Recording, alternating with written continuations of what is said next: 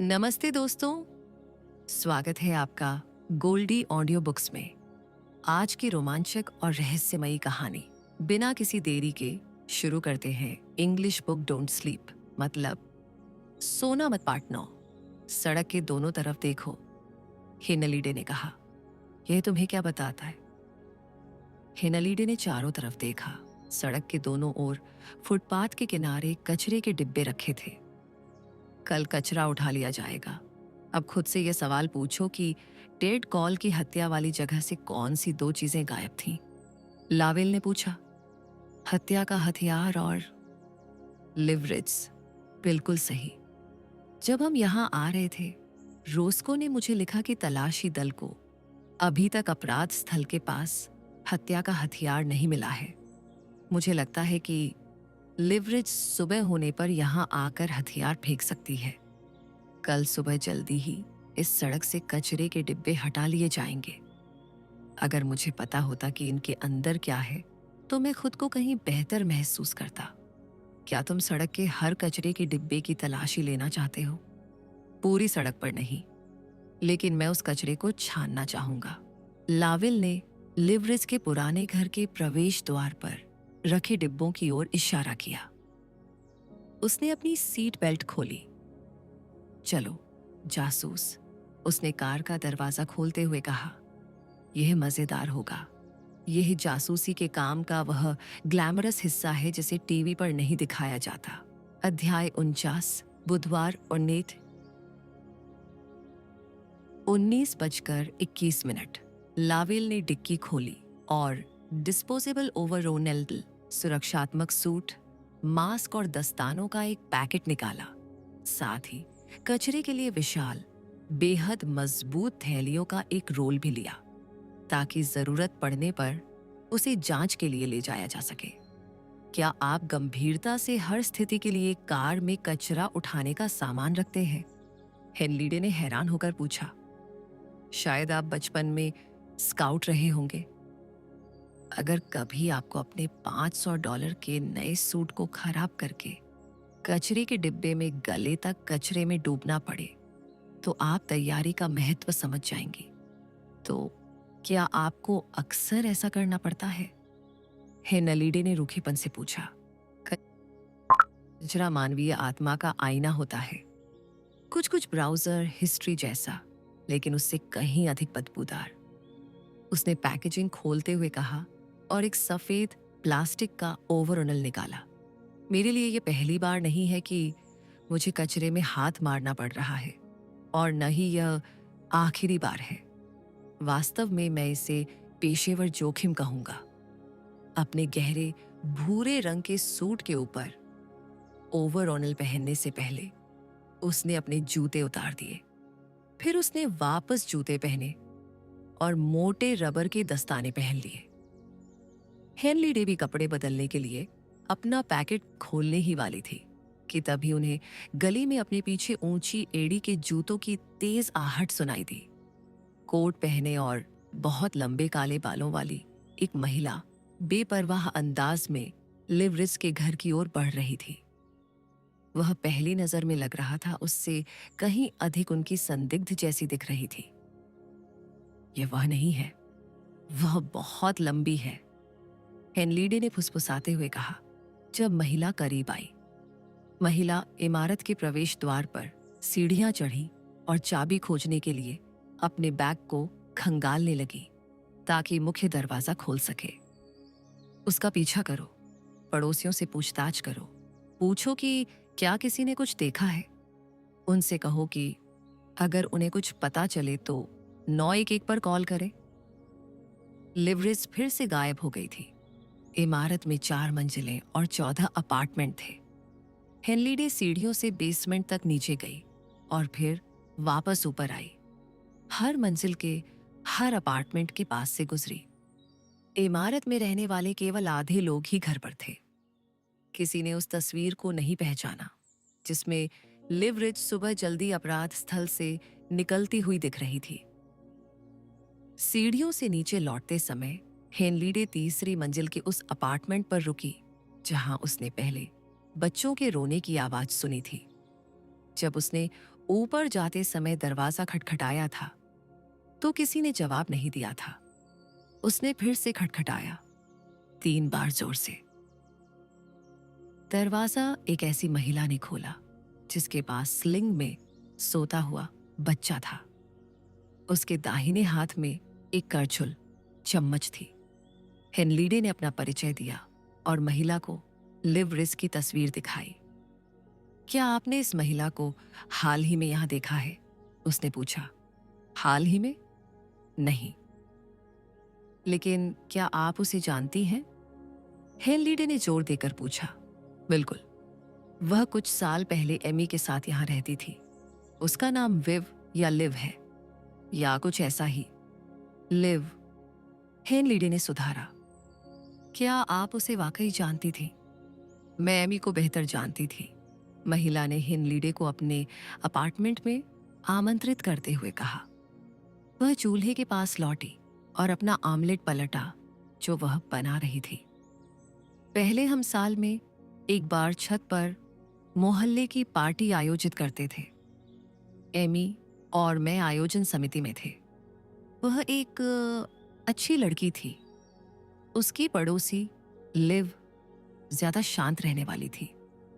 मुझे गलत मत समझिए, वह मुझे काफी प्यारी लगी थी। मैंने कभी नहीं सोचा था कि लोग बाद में उसके बारे में जो बातें कहेंगे वो सच है। लोग उसके बारे में क्या कह रहे थे कि उसने एमी और उसके बॉयफ्रेंड को मार डाला और फिर हमले का नाटक किया। आपको ऐसा क्यों लगता है कि ऐसा नहीं हुआ था? वह हत्यारे वाली नहीं लगती थी। कई हत्यारे हत्या करने से पहले ऐसे नहीं लगते। हेनलीडे ने आपत्ति जताई। हो सकता है, उसने कंधे उचकाए, लेकिन मुझे फिर भी नहीं लगता कि उसने ऐसा किया है। तो क्या आपने लिव को हाल ही में नहीं देखा? नहीं, उसने कहा। आप पहली व्यक्ति नहीं है जो पूछ रही हैं। आपका क्या मतलब है? पिछले हफ्ते में बच्चे और लांस को लंबी सैर पर ले गई थी। लांस हमारा आश्रय, शेल्टर से लिया हुआ कुत्ता है। उसने जर्मन शेफर्ड के रंग और लैब्राडोर के लटकते कानों वाले कुत्ते की ओर इशारा किया जो टोकरी में सो रहा था। जब हम बाहर निकले तो मैंने एक आदमी को कार में बैठे देखा। जब हम लौटे तो वह अब भी वहीं था। मैं पूरी ताकत लगाकर बच्चे की गाड़ी को सीढ़ियों पर ऊपर खींचने की कोशिश कर रही थी। वह कार से बाहर निकला और उसने गाड़ी को सीढ़ियों पर चढ़ाने में मदद की। फिर उसने पूछा कि क्या मैंने उसकी चचेरी बहन को देखा है। उसने मुझे लिव की तस्वीर दिखाई।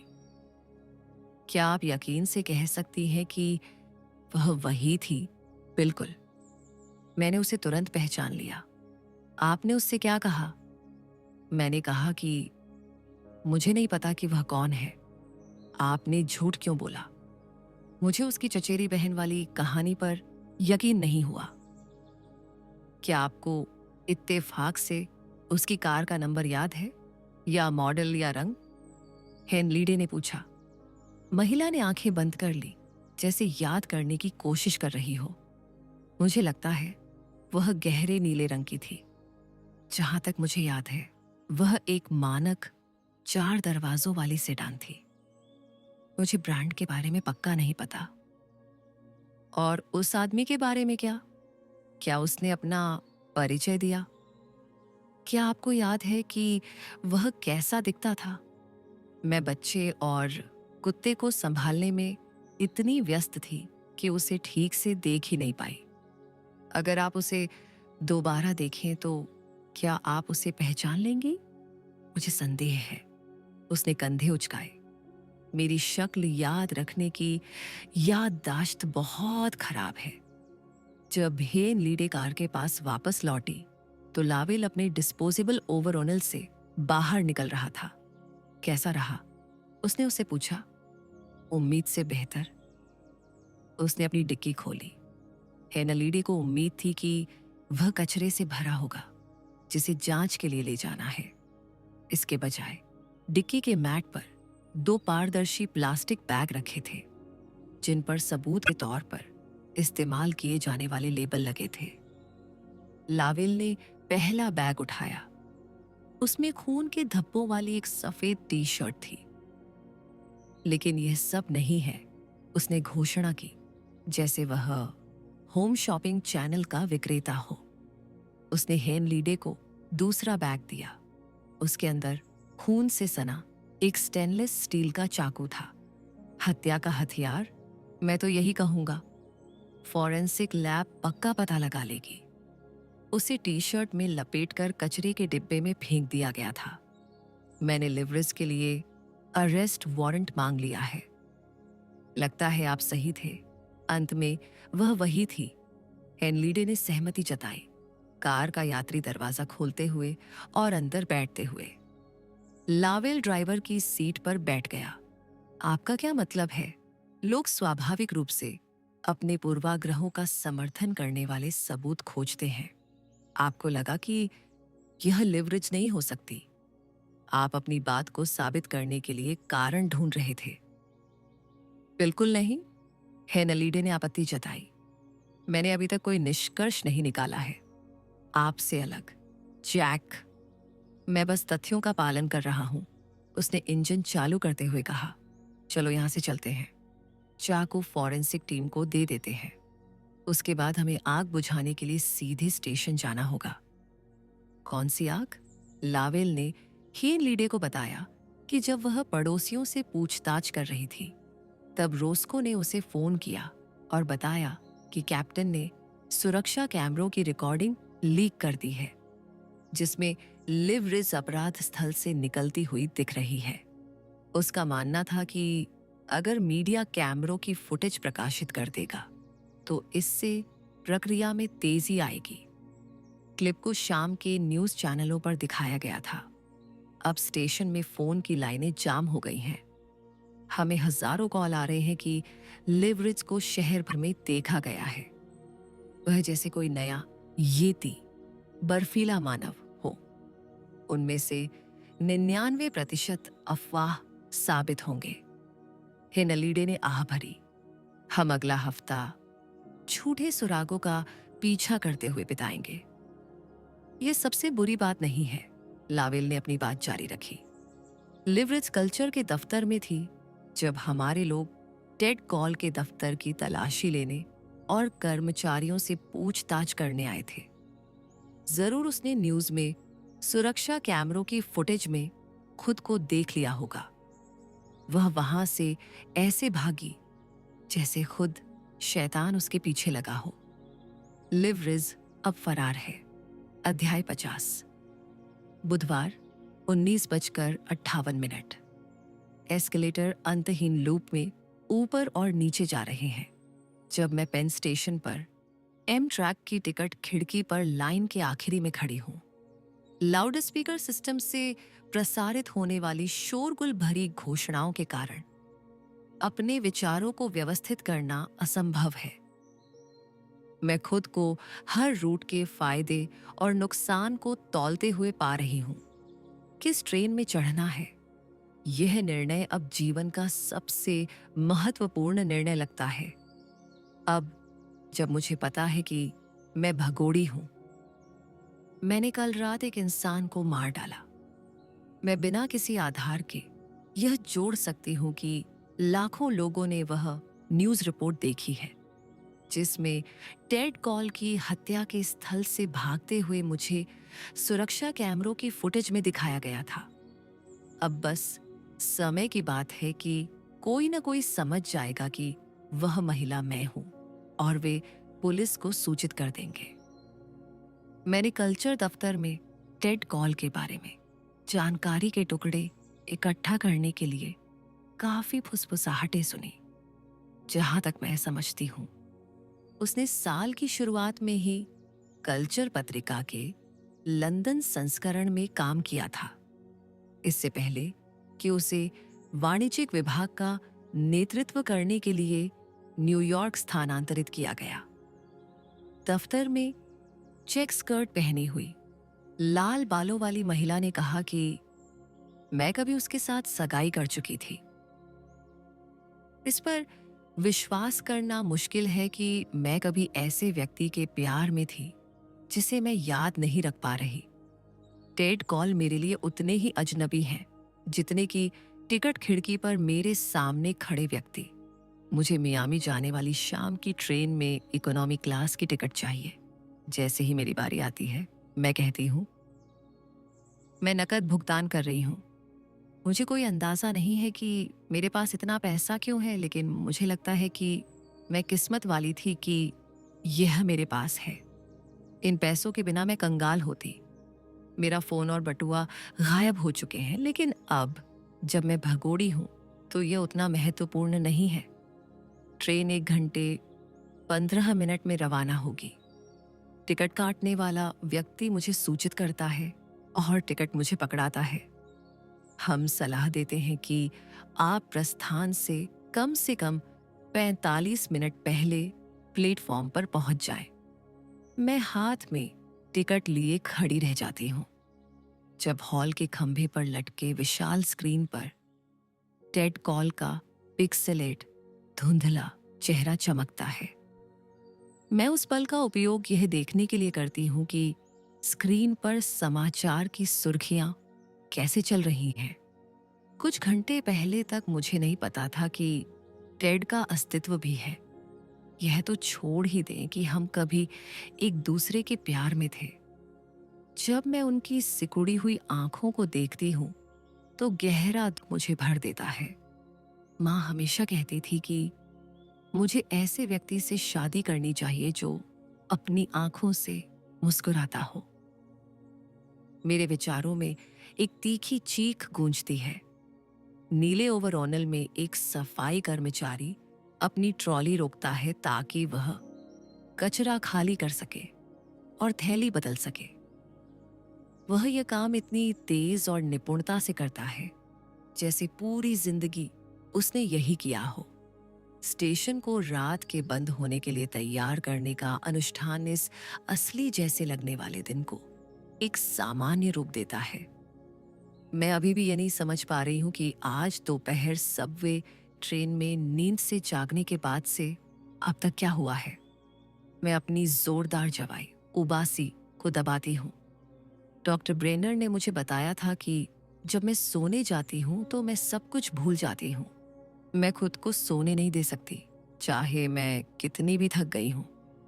चूंकि मेरे पास करने के लिए कुछ और नहीं है, मैं अपने ट्रेन के प्लेटफॉर्म की ओर बढ़ती हूँ, वेंडिंग मशीन के पास रुकती हूँ और देखती हूँ कि लोगों की भीड़ सिक्के डाल रही है, स्नैक्स चुन रही है।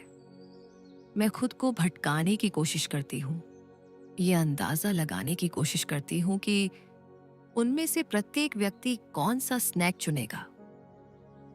कुछ देर बाद बेंच से एक महिला उठती है और मैं उसकी जगह बैठ जाती हूँ। घोषणा होती है कि मियामी जाने वाली ट्रेन अपने समय से 10 मिनट देरी से चल रही है। हॉल में एक कराह गूंजती है। मैं महसूस करती हूँ कि मेरा शरीर पूरी तरह से थक चुका है और आंखें भारी हो रही हैं। मैं खुद को जगाए रखने के लिए मजबूर करती हूँ। ट्रेन की लय पर ध्यान केंद्रित करती हूँ जो कहीं मेरे पीछे प्लेटफॉर्म से दूर जा रही है। जैसे जैसे वह गति पकड़ती है, गड़गड़ाहट एक मंत्र में बदल जाती है। सोना मत, सोना मत, सोना मत। मैं इसे अपने मन में दोहराती हूँ। अपनी ट्रेन के आने के इंतजार में पटरियों को देखती रहती हूँ। रेलवे पटरियां अपनी आदर्श समरूपता से मुझे सम्मोहित कर रही हैं। थकान मुझे भर देती है। मेरी आंखें बंद हो रही हैं और मैं सो जाती हूँ। मैं एक तेज आवाज से जागती हूँ। माफ कीजिएगा मैम। मैं झटके से अपनी आंखें खोलती हूँ और मुझ पर झुके हुए कंडक्टर के परेशान चेहरे को देखती हूँ। मैम, यह प्लेटफॉर्म बंद हो चुका है। प्लेटफॉर्म बंद? मैं भ्रमित होकर नीचे देखती हूँ। मैं मियामी वाली ट्रेन का टिकट जोर से पकड़े हुए हूँ। कंडक्टर टिकट को देखता है। मैम, मियामी वाली ट्रेन आधा घंटा पहले रवाना हो चुकी है। आप सो गई थी। मैं उसे खाली नजरों से देखती हूँ। मुझे ज़रा भी अंदाज़ा नहीं है कि मुझे मियामी ट्रेन से क्यों जाना था। मैं अपनी आंखें फिर से बंद कर लेती हूँ, यह मानते हुए कि मुझे सपने में होना चाहिए। मैम, मुझे आपको यहाँ से जाने के लिए कहना होगा। मैं उसकी तेज आवाज से कांप उठती हूँ और तुरंत आंखें खोलती हूँ। मैं सपना नहीं देख रही हूँ। देर हो चुकी है और मैं खाली प्लेटफॉर्म पर खड़ी हूँ। मुझे जरा भी अंदाजा नहीं है कि मैं यहाँ कैसे पहुंची। मुझे आखिरी बात जो याद है वह है ऑफिस में मेरे डेस्क पर फोन का बजना। वह दिन का समय था। क्या मैं बेहोश हो गई थी या क्या आपकी ट्रेन छूट गई? आप शायद सो गई थी। मियामी जाने वाली अगली ट्रेन केवल सुबह रवाना होगी। आपको रात बिताने के लिए कहीं जगह ढूंढनी होगी। रात बिताने के लिए कहीं? हाँ मैम, आप यहाँ नहीं रुक सकती। हम प्लेटफॉर्म बंद कर रहे हैं, आपको जाना होगा। मैं अपने पैरों पर खड़ी होती हूँ, लड़खड़ाती हूँ और एस्केलेटर से ऊपर हॉल की ओर बढ़ती हूँ। मैं इतनी कमजोर और लड़खड़ाती हुई महसूस कर रही हूँ कि ऐसा लगता है जैसे मैं रेत पर चल रही हूँ। यह कुछ अजीब सी निरर्थकता है। मैं सबवे में नीचे अपने ब्रुकलिन वाले अपार्टमेंट में वापस जाने की सोच ही रही थी। तभी मैंने देखा कि मेरे हाथ लिखावट से भरे हुए हैं। ऐसा लग रहा है जैसे मेरे सोते समय मुझ पर किसी ने हमला किया हो। हर उंगलियों के पोरों नकल के नीचे लिखे अक्षर मिलकर शब्द बनाते हैं, सोना मत। एक और लिखावट कहती है, सोना मत। मैं सब भूल जाती हूं जब मैं सोती हूं। मेरी हथेली पर एक फोन नंबर घेरे में लिखा है, जिसके साथ शब्द लिखे हैं, मदद के लिए कॉल करें। ऐसा लगता है यही मेरा जीवन रक्षक है। एस्केलेटर के पास एक सार्वजनिक फोन है। मैं जेब से सिक्के निकालती हूँ और अपनी हथेली पर लिखा नंबर डायल करती हूँ। हेलो, लिव, तुम कहाँ हो? मैं दबी हुई आवाज को सुनने की कोशिश करती हूँ, जबकि पृष्ठभूमि में ट्रेन के रवाना होने की घोषणाओं का शोर गूंज रहा है। मैं पेन स्टेशन पर हूँ। मुझे समझ नहीं आ रहा है कि क्या हो रहा है। पैनिक की वजह से मेरी आवाज तेज हो रही है। क्या तुम अभी सोकर उठी हो? वह पूछता है। उसकी आवाज लाउड स्पीकरों की तेज घोषणाओं के कारण मुश्किल से ही सुनाई दे रही है। हाँ, मुझे लगता है मैं ट्रेन का इंतजार करते हुए सो गई थी। मैं जम्हाई लेती हूँ। स्टेशन का लाउड स्पीकर मेरे सिर में गूंज रहा है। मुझे यहाँ नहीं होना चाहिए। मुझे घर जाना है। लिव, तुम घर नहीं जा सकती। तुम खतरे में हो। किस खतरे में? ये एक लंबी कहानी है। मैं समझाऊंगा जब हम मिलेंगे। नॉकटर्नल नाम के बार में मिलते हैं। अध्याय 51। 2 दिन पहले टेड मुख्य द्वार खोलता है और मुझे अंदर जाने देने के लिए एक तरफ हट जाता है। यह एक आधुनिक 2 कमरों वाला अपार्टमेंट है जिसका माहौल होटल जैसा बेजान है। यहाँ एक ओपन प्लान किचन है जिसमें स्टेनलेस स्टील के उपकरण और सफेद पत्थर का काउंटर टॉप है। शयन कक्ष नीले भूरे रंग के टोन में है। गद्दे पर साटन की चादरें हैं और एक अलमारी है जिसके दरवाजे स्लाइडिंग हैं। लिव, मैं इस बात पर जोर दिए बिना नहीं रह सकता कि तुम्हें बाहर नहीं जाना चाहिए और अजनबियों से बात नहीं करनी चाहिए, समझी? टेड का स्वर बेहद गंभीर है जब वह मुख्य दरवाजे को लॉक और बोल्ट करता है। यह तुम्हारी सुरक्षा के लिए है। कोई नहीं जानता कि तुम यहां हो। हमें इसे गुप्त रखना होगा। बिल्कुल, मैं दृढ़ता से कहती हूं, ताकि वह मुझ पर विश्वास करे। मेरे पिछले जेब में दबा मोबाइल फोन मेरे मांस में चुभ रहा है। यह ही मेरा बचने का प्लान है। अगर मुझे लगता है कि मुझे अभी भी उस पर भरोसा नहीं करना चाहिए। टेड फ्रिज खोलता है और मुझे खुद को किसी भी चीज से वंचित न रखने का सुझाव देता है। उसने अलमारियों को सलाद, दही और ताजे फलों से भर दिया है। तुम बहुत लंबे समय से सिर्फ कॉफी पर जी रही हो, वह कहता है और ऊंचे गिलास में संतरे का जूस डालकर बर्फ के टुकड़े डालता है। वह हमारे गिलास लेता है और उन्हें लिविंग रूम में कॉफी टेबल पर रख देता है। मैं ग्रे चमड़े के सोफे के कोने में जी अक्षर के आकार में सिमट जाती हूँ और अपना पेय पीती हूँ, जबकि वह घबराकर कमरे में इधर उधर टहल रहा है। अब मुझे बताने का समय आ गया है कि क्या हो रहा है। मैं प्रस्ताव रखती हूँ।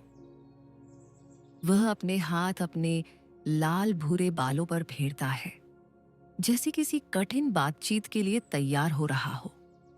मैं शुरुआत से शुरू करूंगा। 2 साल पहले एमी और मार्को की हत्या कर दी गई थी।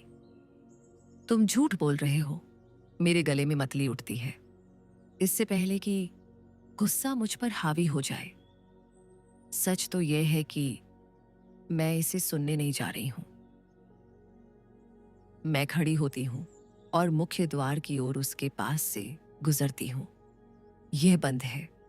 मैं मुड़ती हूं दरवाजा खोलने की मांग करने के लिए, तभी मुझे अखबार की कतरनी का शीर्षक दिखता है जिसे वह हवा में पकड़े हुए है, मुझे दिखाने के लिए। मैं उसके हाथ से अखबार छीन लेती हूँ और स्तब्ध होकर पढ़ती हूँ।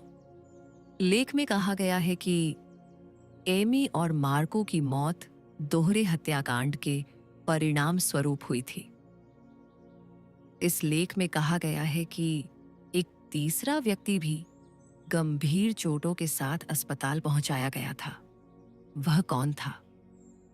मैं धीरे से पूछती हूँ, अभी भी अखबार को पकड़े हुए। वह तुम थी लिव। तुम भाग्यशाली थी कि तुम बच गई। तुम्हारे शरीर पर चाकू के घाव का निशान है। मैं अपनी टी शर्ट उठाती हूँ और रिबकेज के नीचे एक टेढ़ा निशान देखती हूँ। उसे देखकर मुझे पढ़ने के बाद ही वास्तविकता का यकीन होता है। एमी और मार्को वास्तव में मर चुके हैं। मैं वापस सोफे पर गिर जाती हूँ। मेरा शरीर झटके से कांप रहा है। टेड मेरे बगल में बैठ जाता है। वह मेरा सिर अपनी छाती से सटा लेता है और मुझे गले लगाता है। उसकी गर्म सांत्वना देने वाली बाहें मेरी आत्मा के गुप्त तारों को छू लेती हैं। मुझे ऐसा लगता है जैसे मैं घर आ गई हूं। मुझे बहुत खेद है लिव। मैं तुम्हें यह भयानक खबर बार बार दोहराते हुए नहीं देख सकता। वह बुदबुदाता है।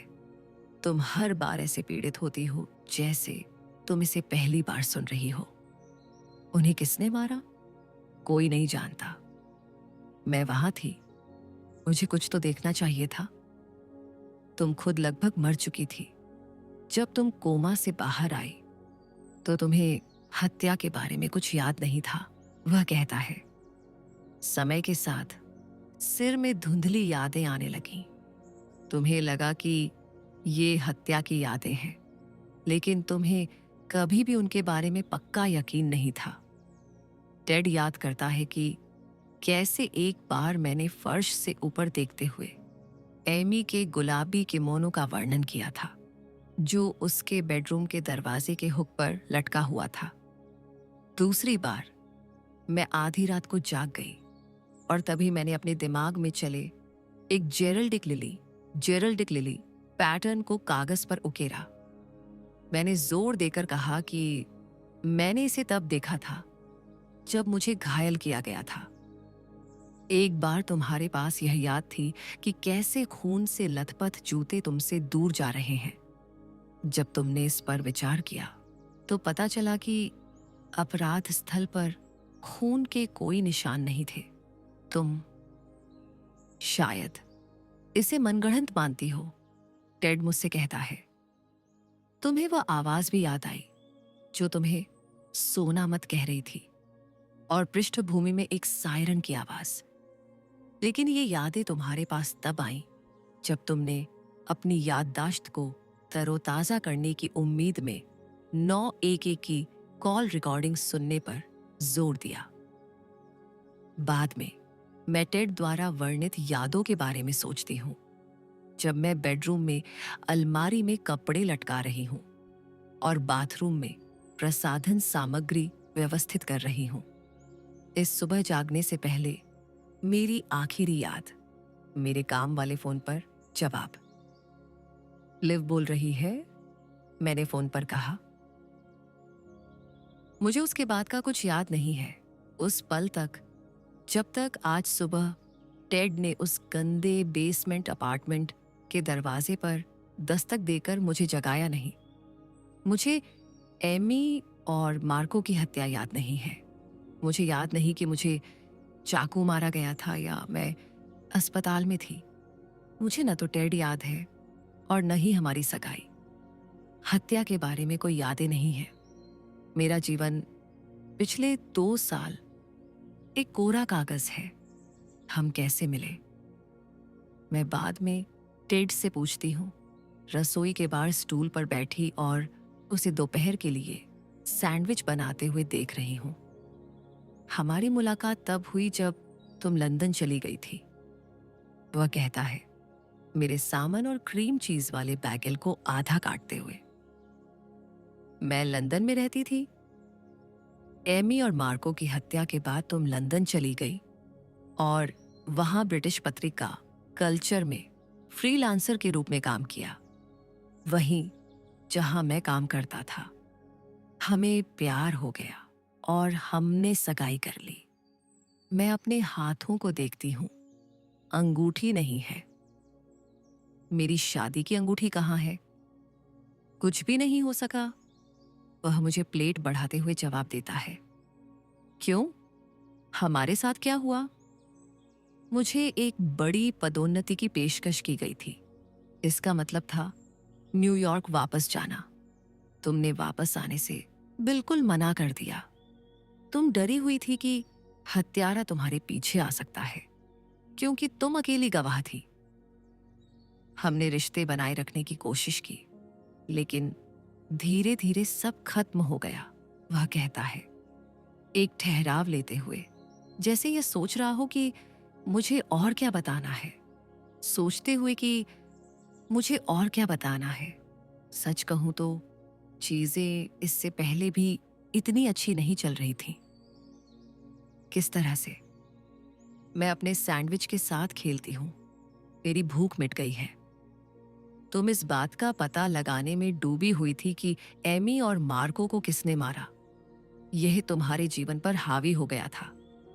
तुम खुद को दोषी मानती थी, क्योंकि तुम्हें पता था कि हत्यारा अभी भी आजाद है, और तुम्हें विश्वास था कि अगर तुम बस याद कर सको कि वह कौन था, तो पुलिस उसे या उसे गिरफ्तार कर लेगी। वह कहता है, तो क्या इसीलिए हम अलग हुए? वह मेरी ठोड़ी को ऊपर उठाता है, मेरी आंखों में झांकता है। मैं तुम्हारे साथ जीवन बिताना चाहता था लिव, शादी करना, परिवार बनाना, और तुम लगातार इसे टाल रही थी। क्यों? अतीत के प्रति तुम्हारे जुनून के कारण। तुम लगातार यह पता लगाने की कोशिश कर रही थी कि क्या हुआ था। 911 की कॉल को बार बार सुनती थी। अपार्टमेंट की दीवारों को अखबार की कतरनों से ढक दिया था। एमी और मार्को की हत्या, यही सब कुछ था जिसके बारे में तुम बात करती थी। सब कुछ तुम पर हावी हो गया था। अंत में इसने हमारे रिश्ते को भी जकड़ लिया।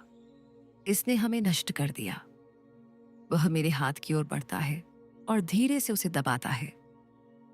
मार्को ने तुम्हें धोखा दिया था लिव, तुम्हारी सबसे अच्छी सहेली के साथ।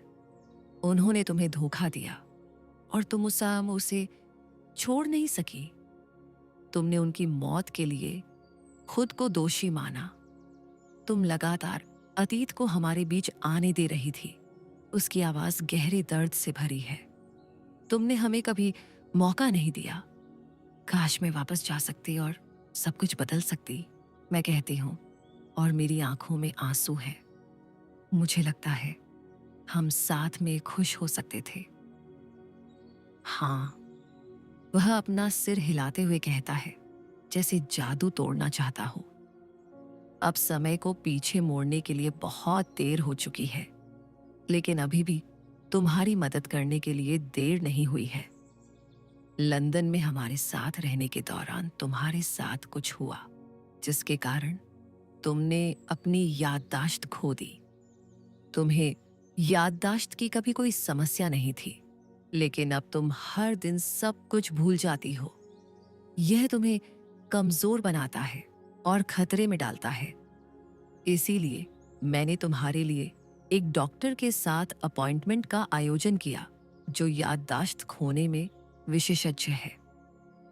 मैं तुम्हें तुम्हारा जीवन वापस पाने में मदद करना चाहता हूं। वह मेरा हाथ छोड़ देता है। यह मुझे खोया हुआ और अकेला महसूस कराता है।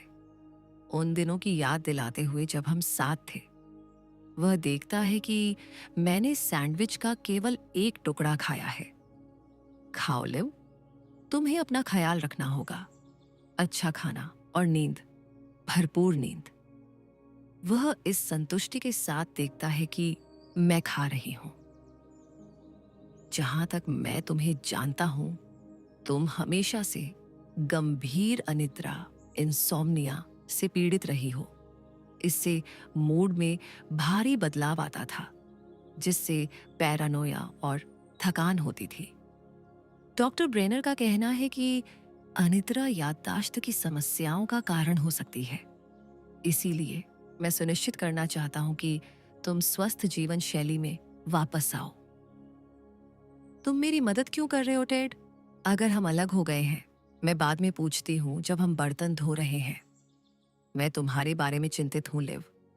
वह मुझे प्लेट देते हुए कहता है ताकि मैं इसे किचन टॉवल से पोंछ सकूं। भगवान जानता है कि तुम अपनी जांच में इतनी दूर तक कैसे पहुंच गई, यह कहे बिना कि अपनी याददाश्त की समस्याओं के बावजूद तुम लंदन से न्यूयॉर्क तक पहुंचने और अकेले अपार्टमेंट किराए पर लेने में कामयाब रही। इससे मुझे एहसास हुआ कि एमी और मार्को के साथ जो हुआ वह एक जुनूनी विचार जैसा अधिक है, क्योंकि तुम्हारी आत्मा की गहराई में तुम इसे खत्म करना चाहती हो। तुम आगे बढ़ना चाहती हो। इसलिए मैंने तुम्हारी जांच में मदद की। वह अपनी गर्दन सहलाता है। ये एक गलती थी। क्यों? हमने मधुमक्खी के छत्ते को छेड़ दिया है, वह सूचित करता है। इसीलिए तुम यहां हो। मैं समझ नहीं पा रही हूं। मैंने आपके अपार्टमेंट में रात के चौकीदार से कहा था कि वह आप पर नजर रखे। उसने आज सुबह जल्दी मुझे फोन किया क्योंकि उसने देखा कि कैसे आधी रात को कोई आपका घर तक पीछा कर रहा था और फिर गली में घूम रहा था। मुझे चिंता है कि हत्यारे को पता चल सकता है कि तुम वापस आ गई हो।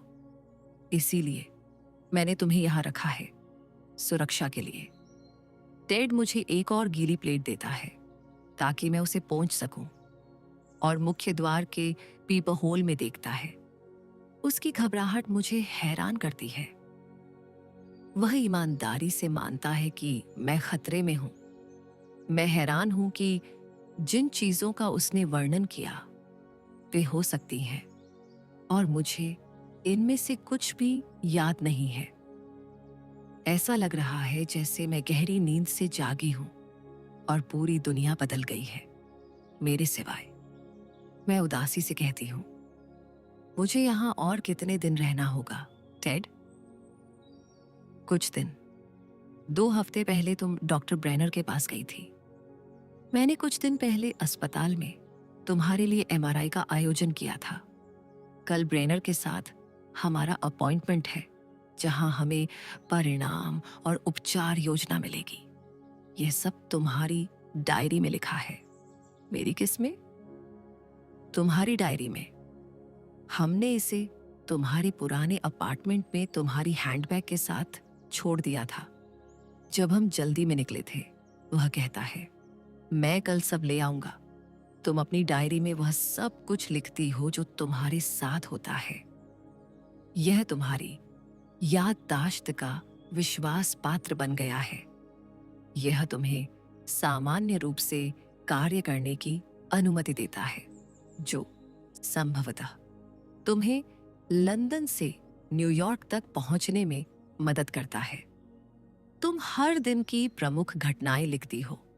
वह मुझे कागज का एक टुकड़ा और एक पेन देता है और सुझाव देता है कि मैं हाथ से लिखूं जो कुछ उसने बताया है, ताकि जब वह कल इसे लाएगा तो मैं इसे अपनी डायरी में जोड़ सकूं।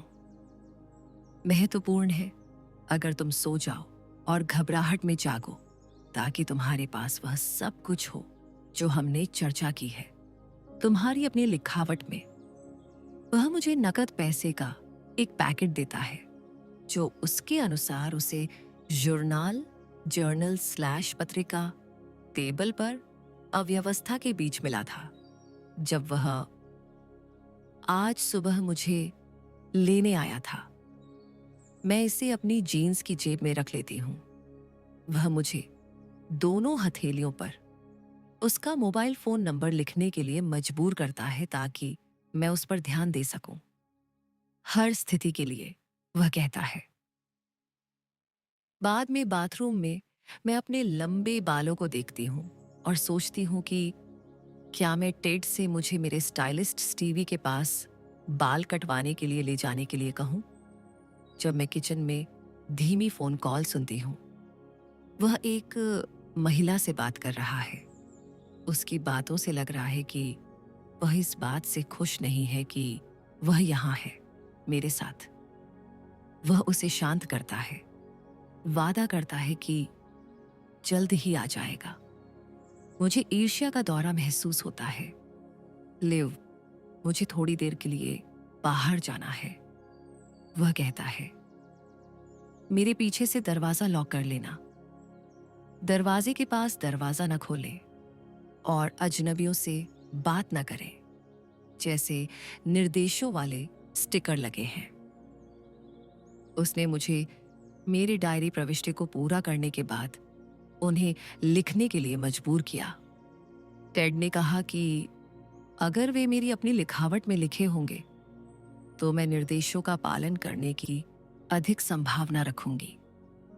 मैं पीपा होल में देखती हूँ और दरवाजा लॉक करती हूँ। वह इसके पास रुकता है, इंतजार करता है जब तक कि ताले की आखिरी आवाज ना आ जाए, और फिर लिफ्ट की तरफ मुड़ जाता है।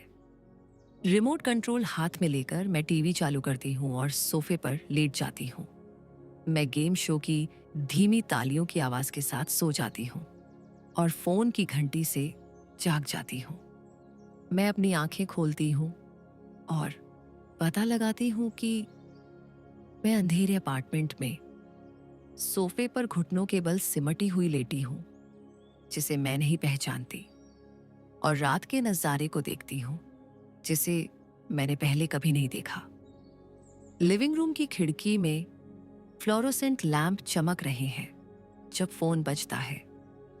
घबराहट और उलझन के बीच मुझे धीरे धीरे समझ आता है कि फोन पीछे की जेब में बज रहा है।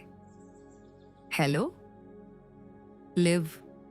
आवाज लगभग पृष्ठभूमि में बार के तेज शोर से दब गई है। हाँ, एमी को तुम्हारी मदद की जरूरत है। वह कहाँ है? वह नॉक्टर्नल नाम के बार में है। पता लिख लो। हाथ में कागज नहीं है, इसलिए मैं इसे हथेली के पिछले हिस्से पर लिख लेती हूं। अध्याय 52। बुधवार 20:40 हल्लीडे और लावेल उस सक्रियता के छत्ते में दाखिल हुए जो जासूसी ब्यूरो की पिछली दीवार के साथ एक लंबी रेखा बनाते हुए एक साथ धकेले गए मेजों पर बैठे दर्जनों पुलिसकर्मियों की गूंज से भर गया था। उन्हें जनता की कॉलों का जवाब देने के लिए बुलाया गया था। शाम की खबरों पर फोन और सीसीटीवी कैमरों के फुटेज दिखाए गए। इसने खिड़की पर पीड़ित के खून से लिखे संदेश के साथ हत्या को दिन की सबसे बड़ी खबर में बदल दिया। हल्लीडे ने अपनी जैकेट उतारी और अपनी मेज पर पत्राचार देखा। कुरियर द्वारा अपराध स्थल से तस्वीरों का एक मोटा पैकेट भेजा गया था। साथ ही फॉरेंसिक विशेषज्ञ की प्रारंभिक रिपोर्ट, जिसे पहले ही संसाधित किया जा चुका था। उसने उन्हें सरसरी तौर पर देखा। इसमें ऐसा कुछ नहीं था जो वह पहले से नहीं जानती थी। किसी ने दीवार पर लगे टीवी को तेज कर दिया। हल्लीडे ने आंखें उठाईं। उसे इस बात में दिलचस्पी थी कि मीडिया में क्या कहा जा रहा है। पुलिस उस महिला की तलाश कर रही है जिस पर रोमांटिक डेट के दौरान ब्रिटिश पत्रिका के संपादक की हत्या करने का संदेह है। एंकर की आवाज कार्यालय में गूंजी।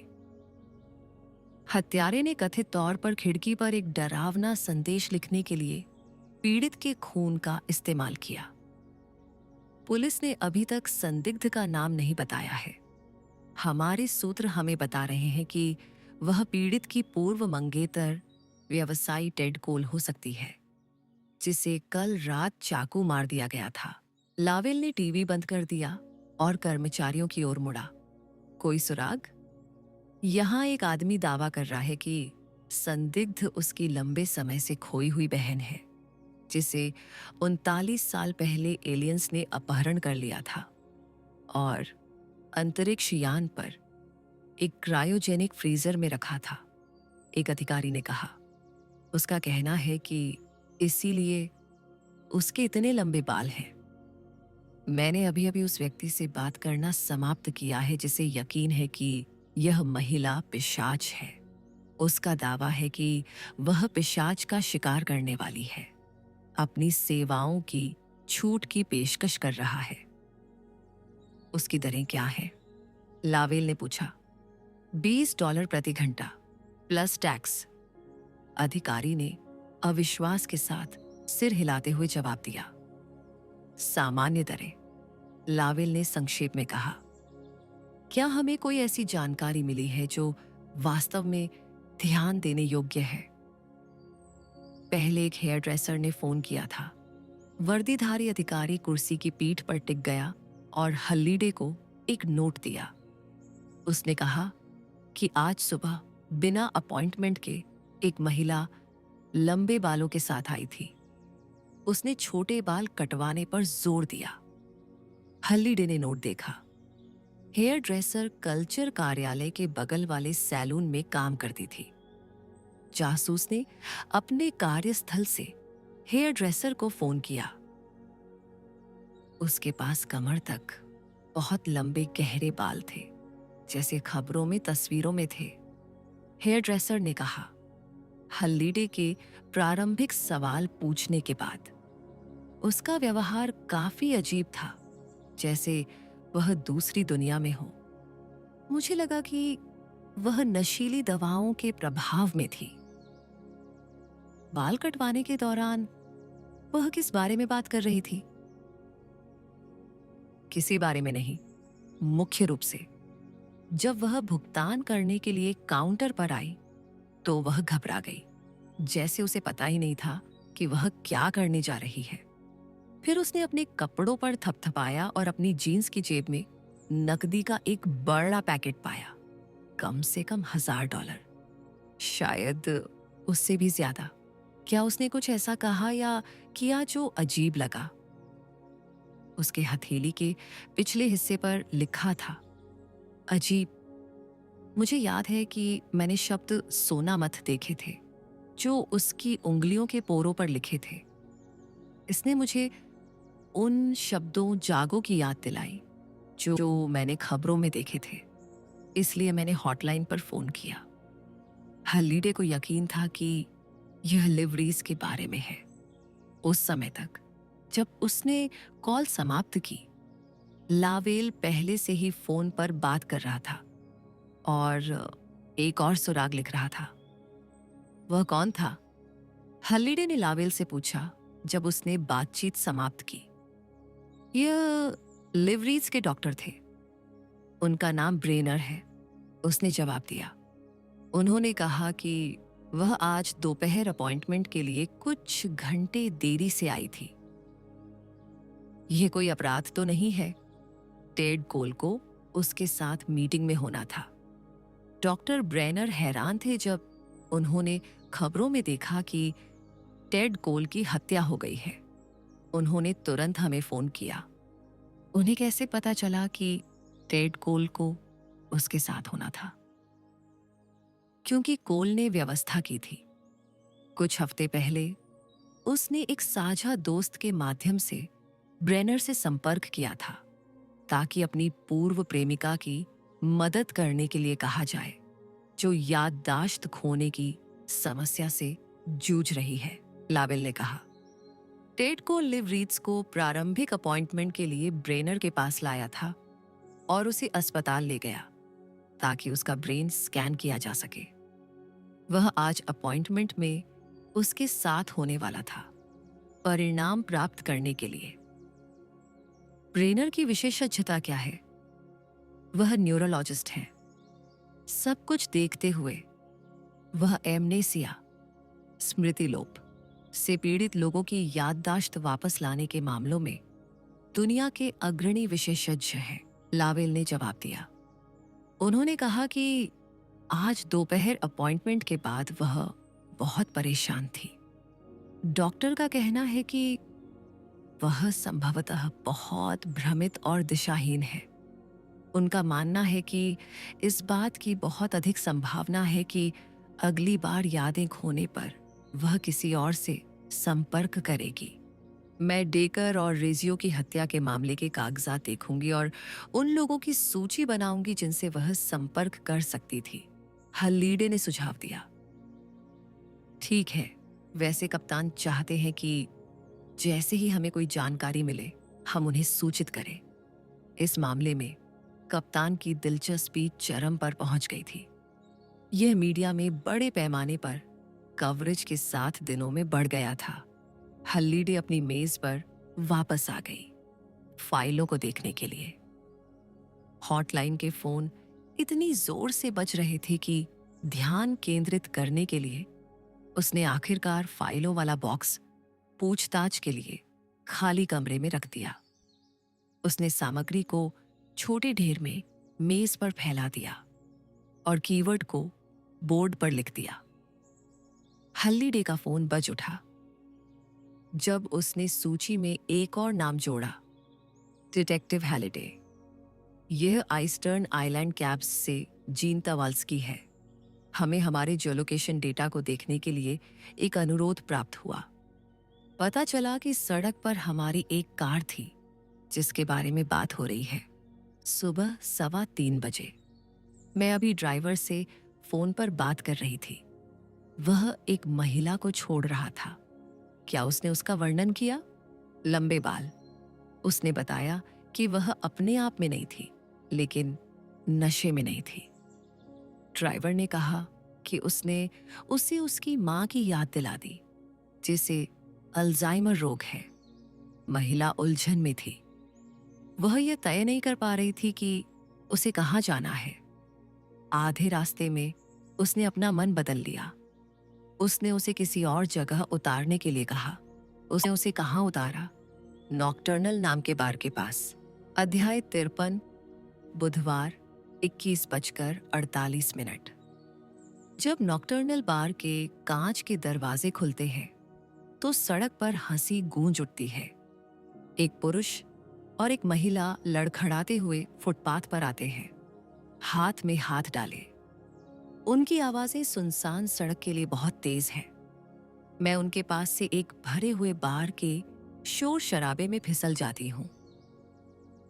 मैं ढीली टाई वाले पुरुषों की मेज के पास से गुजरती हूँ, जो अपने गिलास उठा रहे हैं और एक साथ पी रहे हैं।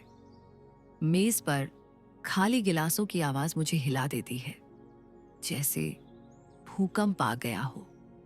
मैं उस बार की ओर बढ़ती हूं जहां मुझे इंतजार करने का निर्देश दिया गया था। हे प्यारी, मुझे तुम्हारा नया लुक पसंद है। मेरे कान के पास एक गर्म नशे में डूबी आवाज आती है। उसके बाद एक हाथ आता है जो जल्दी से मेरी कमर को लपेट लेता है और मुझे अपनी ओर खींचता है। यहां आओ। व्हिस्की की दुर्गंध वाला एक लाल चेहरे वाला आदमी मुझे चूमने के लिए झुकता है। इसके बजाय वह हवा को चूमता है और मैं उसकी पकड़ से फिसल जाती हूँ। भीड़ भाड़ वाली भीड़ में धक्का खाते हुए हंसी और चीखें मुझ पर गिरती हैं। मुझे एक अजीब सा देजावू पूर्व का एहसास होता है जब मैं बार काउंटर पर लगे 3 दर्पणों में अपने चेहरे को चमकते हुए देखती हूँ। मानो मैं एक समानांतर ब्रह्मांड में खुद के एक वैकल्पिक संस्करण को देख रही हूँ। काले बालों और छोटी दाढ़ी वाला बारटेंडर बियर के नल से ड्रिंक डाल रहा है। उसकी शर्ट की आस्तीन कोहनियों तक मुड़ी हुई है, जिससे उसकी बांह पर टैटू दिखाई दे रहा है।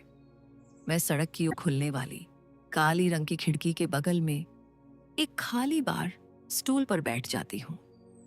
दर्पण में देखते हुए मैं जांच करती हूँ कि क्या कोई नशेड़ियों की भीड़ के बीच मेरे करीब तो नहीं आ रहा है। अभी तक मुझे लगता है बारटेंडर के अलावा किसी ने मुझे नोटिस नहीं किया है।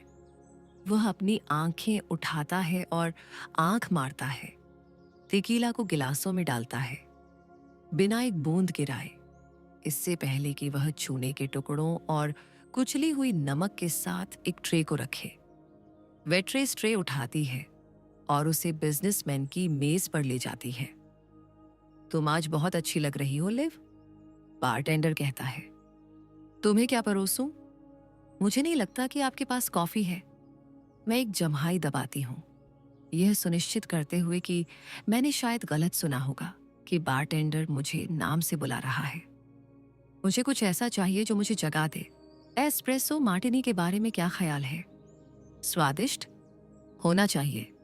तुम रात के लिए कुछ पी रही हो? मैं उसे बताने वाली हूं कि यह असंभव है, क्योंकि मैं यहां पहले कभी नहीं आई हूं। वह उदारतापूर्वक शेखर में कॉकटेल डालता है, इससे पहले कि वह वर्मथ और अन्य सामग्री जोड़े, जिसे मैं धुंधली रोशनी में नहीं पहचान सकती। मैं विपरीत रंगों को देखती हूं जो स्टेनलेस स्टील शेखर पर परावर्तित हो रहे हैं, जबकि वह इसे हिलाता है और बर्फीले मिश्रण को एक मैट मार्टिनी ग्लास में डालता है। वह मुझे बार के पार गिलास सरकाने से पहले सजावट के रूप में कुछ भुने हुए कॉफी बीन्स डालता है।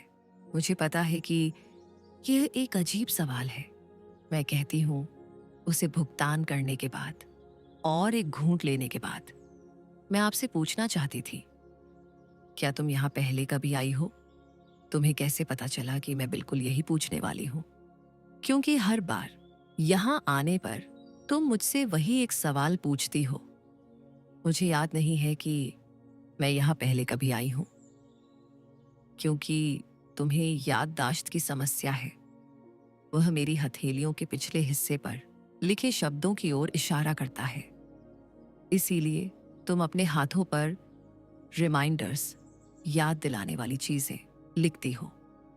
बारटेंडर मुझे बीच में ही छोड़कर बार काउंटर पर अगले ग्राहक की सेवा करने चला जाता है।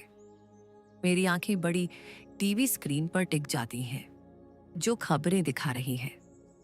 बारटेंडर के वापस लौटने पर वह काउंटर के नीचे एक दराज से कुछ निकालता है और मेरी ओर बढ़ाता है। यह टूटी हुई स्क्रीन वाला एक मोबाइल फोन है। तुम मुझे ये क्यों दे रहे हो? ये तुम्हारा फोन है। किसी ने इसे पिछली रात पाया और इसे क्लॉक रूम वाले को दे दिया। अंत में ये मेरे पास आ गया। ये मेरा फोन नहीं है। मैं फोन को पीछे धकेलती हूं ताकि वह इसे वापस ले सके। मैंने इसे पहले कभी नहीं देखा। मेरा विश्वास करो लिव, यह तुम्हारा फोन है। तुम बस याद नहीं रख पा रही हो। बारटेंडर जोर देकर कहता है। इसे वापस लेने की कोशिश नहीं कर रहा। सफेद बालों वाला एक आदमी बारटेंडर को इशारा करता है कि वह क्या पीना चाहता है। इसे चालू करो, तुम देखोगी कि यह तुम्हारा फोन है। तुम इसे अनलॉक करने के लिए कोड के बजाय अपने अंगूठे के निशान का उपयोग करती हो, बारटेंडर कहता है, आदमी को सिंगल माल्ट व्हिस्की देने के लिए हटते हुए। जब मैं फोन चालू करती हूं तो मेरी नजर फिर से टीवी पर पड़ती है। टीवी स्क्रीन पर एक महिला की दानेदार तस्वीर है। मैं पलकें झपकाती हूँ, यह सोचकर कि मुझे लगा है। जब मैं दोबारा देखती हूँ तो मुझे एहसास होता है कि यह सच है। टीवी स्क्रीन पर मौजूद महिला मैं हूँ। अध्याय 54 बुधवार 21:53। मैं आश्चर्य में अपने चेहरे को देखती हूँ जो रात की खबरों में स्थिर है। पुलिस एक महिला की तलाश कर रही है जिस पर एक जर्नल के प्रमुख की हत्या का संदेह है। मेरी तस्वीर के नीचे लिखा है। बार काउंटर के पीछे दर्पण में देखते हुए मैं खुद को विश्वास दिलाती हूं कि वोदका में शायद कुछ मिला दिया गया है ताकि मुझे इस तरह का मतिभ्रम हो। दर्पण में मैं एक पुलिस अधिकारी को देखती हूं जो आर्ट डेको स्टाइल के कांच के सामने वाले दरवाजों को धकेल रहा है। जब और पुलिसकर्मी दिखाई देते हैं तो मेरी हालत खराब हो जाती है। क्या पास में कोई निकास द्वार है? मैं बारटेंडर से पूछती हूँ जिसने अभी अभी एक ग्राहक की सेवा पूरी की है। मैं अपने हाथ से चेहरे को ऐसे ढकती हूँ जैसे मैं बेहोश होने वाली हूँ। मुझे क्लस्ट्रोफोबिया, बंद जगहों का डर। मुझे ताज़ी हवा चाहिए। मैं तुम्हें पिछले दरवाजे से बाहर निकाल दूंगा, मेरे साथ आओ। मैं बार स्टूल से उतरती हूँ और लकड़ी के काउंटर के अंत में केवल कर्मचारियों के लिए दरवाजे पर बारटेंडर के साथ जुड़ जाती हूँ। वह कंधे से धक्का देकर दरवाजा खोलता है और हम एक संकीर्ण, कम रोशनी वाले गलियारे में प्रवेश करते हैं। यहाँ बार की तुलना में बहुत शांत है, लेकिन मैं अभी भी संगीत के कंपन को महसूस कर सकती हूँ। बारटेंडर अपनी जेब से चाबी निकालकर एक स्टोर रूम खोलता है। वह बिना खिड़की वाले एक छोटे से कमरे में दरवाजा खोलता है जो सामान के बक्सों से भरा हुआ है। जैसे ही हम अंदर जाते हैं, दरवाजा हमारे पीछे बंद हो जाता है। मैं घबराहट में निकलती हूँ, यह समझते हुए कि मैं उसके साथ फंस गई हूँ। बारटेंडर एक धातु की अलमारी में खोजबीन करता है, जाहिर तौर पर मेरी अचानक घबराहट पर ध्यान नहीं दे रहा है। वह मुड़ता है और कुछ मेरी तरफ फेंकता है। मैं उस वस्तु को हवा में पकड़ती हूँ। यह एक काली चमड़ी की जैकेट है जिसमें पुरुषों के आफ्टर शेव की महक आ रही है। बाहर ठंड है, इसे पहन लो, तुम इसे किसी और समय वापस कर सकती हो, वह कहता है। वह दूसरा दरवाजा खोलता है और इसे पूरी तरह से धक्का देकर खोलता है, जिससे ठंडी हवा अंदर आती है। मैं रात की ठंड में बाहर निकलती हूँ, अपने हाथों को उधार ली हुई जैकेट की जेबों में डालती हूँ ताकि गर्म रह सकूं, और वह मेरे पीछे दरवाजा बंद कर देता है। ब्लैक एग्जिट के पास एक सफेद वैन खड़ी है जिसके किनारे पर नॉकटर्नल लोगो है। मैं वैन के पास से गुजरती हूं और बार से एक ब्लॉक दूर सड़क पर निकल जाती हूं। मुझे जिज्ञासा है और मैं प्रवेश द्वार की ओर वापस जाती हूं। सड़क के किनारे 3 पुलिस कारें खड़ी हैं जिनकी लाइटें घूम रही हैं। मैं नशेड़ियों की भीड़ में मिल जाती हूं जो सड़क पर जोर जोर से बात कर रहे हैं। सोच रही हूं कि पुलिस यहां क्यों है। मुख्य सिद्धांत जाहिर है मादक पदार्थों की तस्करी से जुड़ा है। क्या बात है? मैं उस व्यक्ति से पूछती हूँ जिसने अब भी प्रवेश द्वार पर एक पुलिस वाले के साथ बातचीत समाप्त की है। पुलिस हत्या के एक संदिग्ध की तलाश कर रही है। वह मुझे एक पर्चा थमाता है। इसे लो, मुझे इसकी जरूरत नहीं है।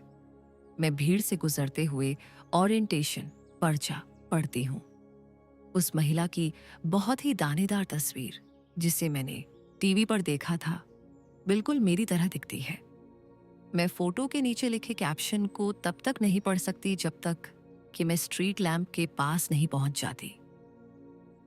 पुलिस जनता से अनुरोध करती है कि यदि उनके पास फोटो में महिला के ठिकाने के बारे में कोई जानकारी हो तो वे दी गई हॉटलाइन नंबर पर कॉल करें। उसका नाम लिव रीड्स है। ऊंचाई 170 सेंटीमीटर है और वर्णन के अनुसार वह मेरे सिर में बिजली कौंध जाती है। यह मेरी तेज होती धड़कन के साथ और तेज होती जाती है। पुलिस वास्तव में हत्या के सिलसिले में मेरी तलाश कर रही है। यह सोचना मजाकिया है कि मैं किसी को मार सकती हूं। दूसरी ओर मैं जानती हूं कि मैं कुछ समय के लिए ऑन एफ बेहोश हो गई थी, क्योंकि मुझे उस क्षण के बीच कुछ भी याद नहीं है जब मैंने एक धूप वाली गर्मियों के दिन अपने कार्यालय में फोन कॉल का जवाब दिया था, और उस क्षण के बीच जब मैं एमट्रैक प्लेटफॉर्म पर जागी मियामी जाने वाली ट्रेन का टिकट पकड़े हुए। जाहिर है समय का एक चूक गया अंतराल है जिसे मैं समझा नहीं सकती, और अगर समय का अंतराल है तो मैं किसी चीज के बारे में कैसे सुनिश्चित हो सकती हूँ। मैं कोरियाई रेस्तरां के दरवाजे में फिसल जाती हूँ और उस मोबाइल फोन पर अंगूठे के निशान को स्कैन करती हूँ जो बारटेंडर ने मुझे पहले दिया था। लॉक खुल जाता है। स्क्रीन पर तुरंत वॉइस और टेक्स्ट संदेशों की एक श्रृंखला दिखाई देती है। वे किसी टेड नाम के व्यक्ति से हैं। मैं इस नाम वाले किसी को नहीं जानती, लेकिन जब मैं पहला वॉइस संदेश सुनती हूं तो यह स्पष्ट हो जाता है कि टेड मुझे जानता है। लिव, ये टेड है। टेड है, तुम कहाँ हो? तुम्हें अपार्टमेंट में रहना चाहिए था। लिव, ये फिर से टेड है। कृपया मुझे कॉल करें, ये जरूरी है। वह मोबाइल फोन नंबर बताता है। उसके संदेश और भी पागलपन भरे होते जा रहे हैं। लिव, मैं अपार्टमेंट में वापस आ रहा हूं, ये देखने के लिए कि क्या तुम वहां हो। मैं उसके संदेशों में से एक पढ़ती हूं। अंतिम वॉइस संदेश में वह लगभग विनम्र लग रहा है। लिव, ये टेड है। मुझे लगता है कि तुम सो गई हो और मुझे याद नहीं कर पा रही हो। तुम शायद खुद से पूछ रही हो कि टेड नाम का कोई आदमी तुम्हें क्यों कॉल कर रहा है। कृपया अपना ईमेल चेक करें। यह समझाएगा कि मैं कौन हूं और तुम्हें मुझे कॉल करने की इतनी जल्दी क्यों है। तुम खतरे में हो लिव। अभी पत्र पढ़ें और फिर मुझे कॉल करें। मैं उसके निर्देशों का पालन करती हूँ और ईमेल आइकन दबाती हूँ। मेरे इनबॉक्स में पहला संदेश टेड का एक ईमेल है, जिसमें मेरी अपनी लिखावट में लिखी गई डायरी प्रविष्टि की एक तस्वीर है। आज सुबह टेड नाम के एक आदमी ने मुझे जगाया। उसने बेसमेंट अपार्टमेंट के दरवाजे पर दस्तक दी, जहां मैं कैंपिंग मैट पर सो रही थी। मुझे यह भी नहीं पता था कि टेड कौन है, हालांकि उसने दावा किया कि वह मुझे जानता है। मुझे लगा कि मैं जाग गई हूं और मुझे पता चला है कि मैं किसी और की जिंदगी जी रही हूं। टेड ने समझाया कि मुझे याददाश्त की समस्या है। मैं सब कुछ भूल जाती हूँ। लगभग 2.5 साल पहले की बात पर वापस लौटती हूँ, जब एमी और मार्को की हत्या कर दी गई थी। हाँ, वे मारे गए थे। मुझे विश्वास नहीं हुआ जब तक कि टेड ने मुझे एक समाचार लेख नहीं दिखाया। फिर उसने मुझे अन्य लेख दिखाए जो समझाते हैं कि क्या हुआ था, भयावह विवरणों के साथ। एक लेख उस तस्वीर के साथ चित्रित किया गया था जिसमें मैं स्ट्रेचर पर लेटी हुई थी और चेहरे पर ऑक्सीजन मास्क था जब पैरामेडिक्स मुझे एम्बुलेंस में डाल रहे थे। लेख में कहा गया था कि मुझे जानलेवा चोटों के साथ अस्पताल ले जाया गया था। मेरे शरीर पर उस जगह पर एक निशान है जहां मुझे चाकू मारा गया था।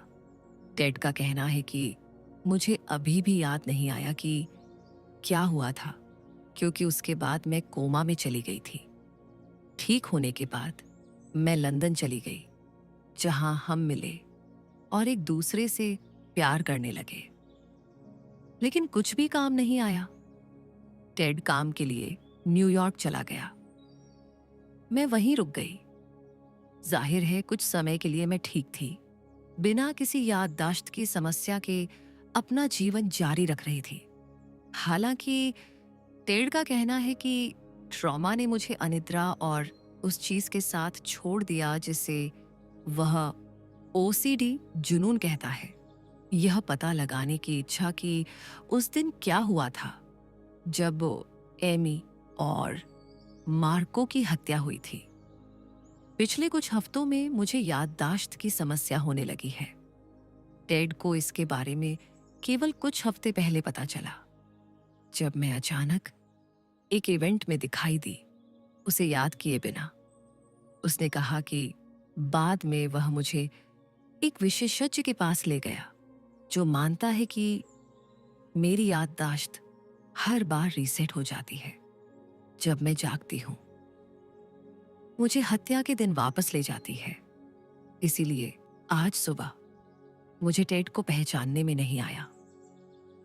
इसीलिए मैंने बेसमेंट में अपार्टमेंट को नहीं पहचाना जहां मैं सोई थी। हालांकि जाहिर है मैंने वहां कुछ हफ्ते लंदन से जाने के बाद बिताए थे। इसीलिए ऐसा लगता है कि टेड जो कुछ भी मुझे पिछले 2 वर्षों के बारे में बताता है वह किसी और के साथ हुआ है। टेड ने मुझे इस अपार्टमेंट में स्थानांतरित किया ताकि मैं सुरक्षित रहूं। उसने मुझे स्टिकर पर चेतावनी लिखने के लिए मजबूर किया, जिसे उसने प्रवेश द्वार पर चिपका दिया। उन्हें मुझे याद दिलाना चाहिए कि बाहर नहीं जाना है। टेड को चिंता है कि एमी और मार्को का हत्यारा मेरे लिए आ सकता है। आगे पत्र में मेरी स्थिति की जटिलताओं, टेड के साथ हमारे मुश्किल संबंधों और हमारे अलग होने के कारणों को समझाया गया है। अगर डायरी प्रविष्टि मेरी अपनी लिखावट में नहीं लिखी होती तो मैं एक शब्द भी नहीं मानती। मैं फोन से अपनी नजरें हटाती हूँ। बार के बाहर सड़क पर पेट्रोल कार के पास कई कॉप, पुलिस खड़े हैं। मैं उनके पास जाने और यह कहने के बारे में सोचती हूँ कि मैं वह महिला हूं जिसे वे ढूंढ रहे हैं। मैं एक कदम आगे बढ़ाती हूँ, फिर रेस्तरां के अंधेरे दरवाजे में वापस लौट जाती हूँ। मैं खुद को ऐसा करने के लिए मजबूर नहीं कर सकती। बार के आगंतुकों की भीड़ एक दूसरे का वीडियो बना रही है जब उन्हें नॉकटर्नल में वापस जाने की अनुमति दी जाएगी। सबसे कम मैं यह चाहती हूं कि मुझे हथकड़ी पहनाई जाए और पुलिस कार में धकेल दिया जाए, जबकि दर्जनों लोग मेरी गिरफ्तारी का वीडियो सोशल मीडिया पर पोस्ट करें। सार्वजनिक अपमान दर्दनाक होगा। मैं कुछ और करती हूँ। मैं पुलिस हॉटलाइन नंबर डायल करती हूँ जो मेरे हाथ में मौजूद पर्चे पर दिया गया है। अध्याय 55 बुधवार 21:49। नॉकटर्नल के पास खड़ी गश्ती कारों की लाइटें रिफल्ड कांच के माध्यम से चमक रही थीं, जो प्रवेश द्वार के पास मखमली रस्सी के पास खड़े पुलिसकर्मी को सुनाई देने वाले जोरदार शोर के बीच बकाइन धुएं, लीलाक स्मोक को भीड़ पर बिखेर रही थीं। उसने अपना हेयर स्टाइल बदल लिया है, हैलिडे चिल्लाई। आप किसके बारे में बात कर रहे हैं? हम अब लंबे काले बालों वाली संदिग्ध की तलाश नहीं कर रहे हैं। इस ओरिएंटेशन, पर्चे और मीडिया में फोटो पुरानी हो गई है। उसने अपने बाल कटवा लिए हैं। हम छोटे बालों वाली महिला की तलाश कर रहे हैं। अपने लोगों को बता दे। लावेल और हैलिडे अलग हो गए। वे भीड़ के बीच से अपना रास्ता बना रहे थे। आगंतुकों को एक संपादित तस्वीर दिखा रहे थे जिसमें लिव रीज के छोटे बाल थे। क्या आपने इस महिला को देखा है? हैलिडे ने बार काउंटर पर खाली बियर की बोतलें हटा रही वेट्रेस को अपने फोन की स्क्रीन पर तस्वीर दिखाई। निश्चित रूप से वह अक्सर यहाँ आती है। वेट्रेस ने जवाब में चिल्लाया। क्या वह आज रात यहाँ थी? मुझे नहीं पता, कैरी से पूछे।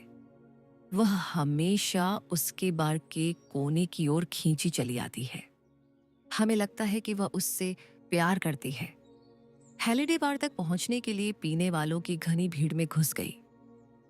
ध्यान से, उसने कहा, जब एक नशे में धुत आदमी ने उसे धक्का दिया जो वहां से गुजर रहा था। नाक में छल्ला पहने बारटेंडर ने उसे बताया कि गैरी स्टोर रूम में चला गया है और जल्द ही वापस आएगा। प्रतीक्षा करते हुए हैलिडे ने कुछ आगंतुकों से बात की जो अपने ड्रिंक्स पर झुके हुए थे। जब उसने उन्हें लिव रीज की अपडेटेड फोटो दिखाई तो सभी ने अपना सिर हिलाया। उनमें से कुछ इतने नशे में थे कि हैलिडे को संदेह था कि क्या वे अपनी दादी को भी पहचान पाएंगे। केवल कर्मचारियों के लिए लिखे दरवाजे से एक बारटेंडर बाहर निकला जिसकी आस्तीनें कोहनियों तक ऊपर चढ़ी हुई थी और वह जूस के ठंडे डिब्बों वाला एक गत्ता उठा रखा था। उसने झुककर बार के नीचे की फ्रिज में बोतलें रखीं। मैं आपके लिए क्या ला सकता हूं? हैलिडे ने खड़े होते हुए पूछा। उसने अपना डिटेक्टिव बैज और लिव रीज की तस्वीर वाला फोन उठाया। हम इस महिला की तलाश कर रहे हैं। हाँ, मैं उसे जानता हूं। आपको उससे क्या चाहिए? वह हत्या की संदिग्ध है। बारटेंडर की आंखें मिचमिचाईं जैसे उसे चक्कर आ रहे हों। लिव? बिल्कुल नहीं। वह तो किसी का बुरा नहीं कर सकती।